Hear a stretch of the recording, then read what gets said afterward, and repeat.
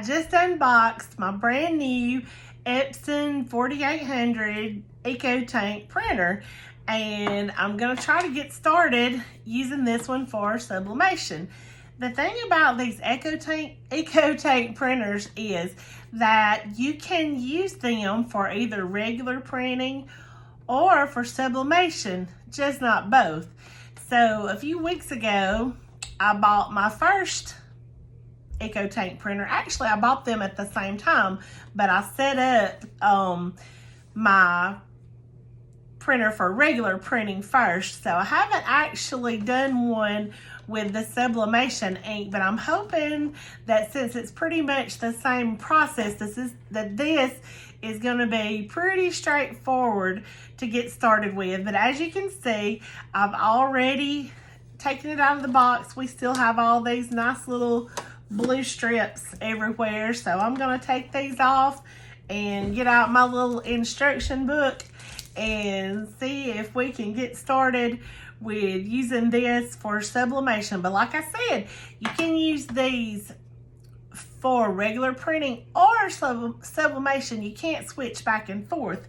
And so I'm going to be using a new brand of ink that I haven't used before. This is the Hippo sublimation ink, and you can get that on Amazon. So let's get started. Okay, one thing I did forget to mention is that when you do use ink other than the original Epson ink that comes with it, it does void the warranty. However, that is not a super big issue for me because the price difference between the Epson 4800 and any of the other brands of sublimation printers that are specifically made for sublimation is so great that I'm willing to take my chances with that. And I'm not looking for any problems because the Hippo ink that I'm about to install, the bottle is formulated to work just the same as these easy fill bottles that come with the printer. So, but I did want to make you aware of that in case not having a warranty is a big issue for you. Off camera, I removed all the packaging materials and then connected the power cord and back, and then I had to get the Epson Smart Panel app and turn the printer on, and now I'm ready to launch the app and follow the instructions for setup. When you start filling the ink tanks, it's really easy because the bottle just sits up there and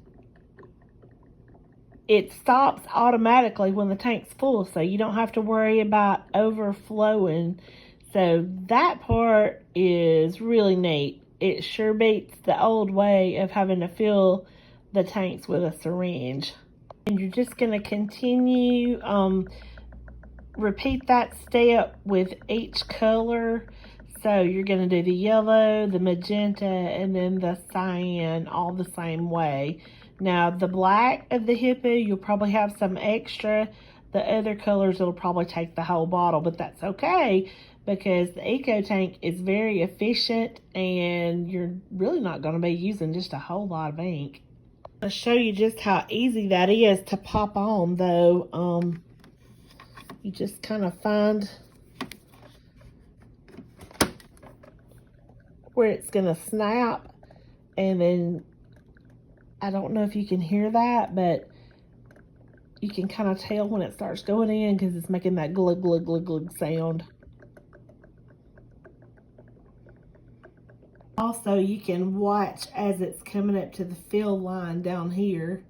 So here we go with our final color. So you can kind of hear it snap. And then you can see it filling the tank down here below.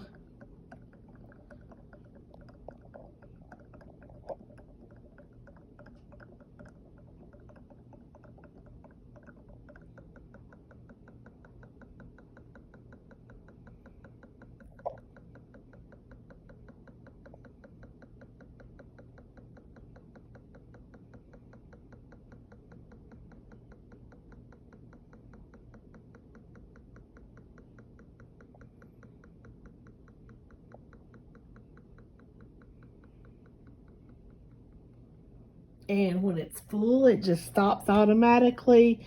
And all you have to do is just pop that off. No mess, no anything. It's just easy. All right, it actually took me more than one day to finish this video because I got really frustrated after I got the ink in the tanks. I just needed to walk away for a while and come back with fresh eyes and more rested, because I shouldn't have tried to do it while I was tired. I mess all kinds of things up when I'm tired. But anyway, I got the ink tanks filled, and I was going through the whole process, and I was trying to do it with the Epson app. But what I found is that even though that's a little tiny screen on the printer itself, it was still easier to just follow along with what they want you to do. And could be because I get overwhelmed with too many directions, and I'm not real techie either, so the app might work for you. It's just, I guess, a matter of whatever you prefer. But for me, it was just following the prompts on the little screen. So basically all I did once I followed the steps and got the ink installed was just to wait about 11 minutes, I think it was, while it went through the initialization process with the ink. I don't even know what that means, but that's what it said it was doing. And then after that, all I had to do was connect the Wi-Fi, and the prompt will tell you what to do, and it searches for your network. And then after that, you just put in your Wi-Fi password and you're ready to go. So now we're ready to print something, and I actually have already done this just to see how it did, but I'm going to show you how it prints because I'm actually pretty impressed with it. I do like the Hippo ink that I used. I'm sure I would like the Cosmos too, but the Hippo is just really convenient because you can grab that on Amazon. So let's print.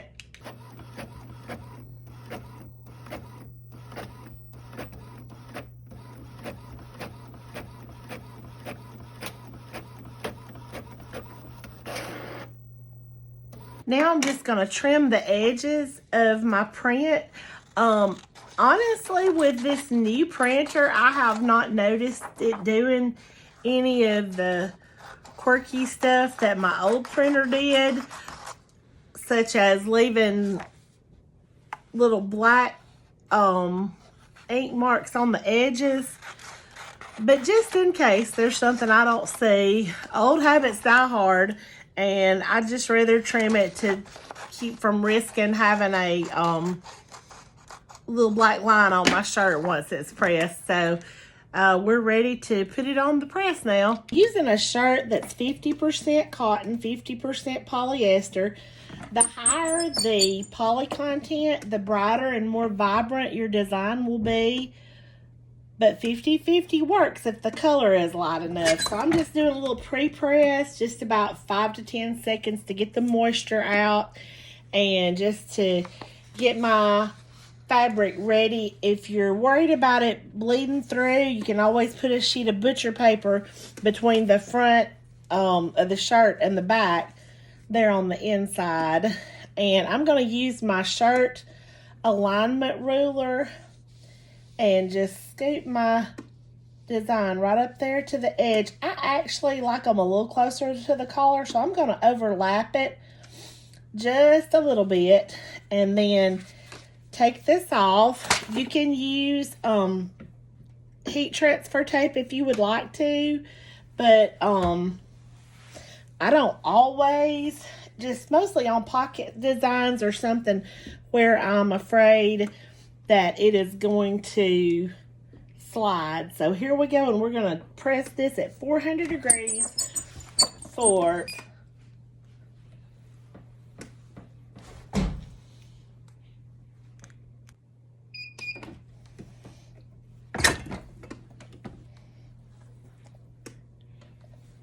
and just be really careful because this is really hot. I just kind of get a nail up under there, and see, this is not as bright as it maybe could be. Like I said, the higher the poly content, the more vibrant it's going to be. And I know it looks backwards on the camera, but this is, the print's really going in the right way since I flipped my image. But yeah, that's it. That's the whole sublimation process.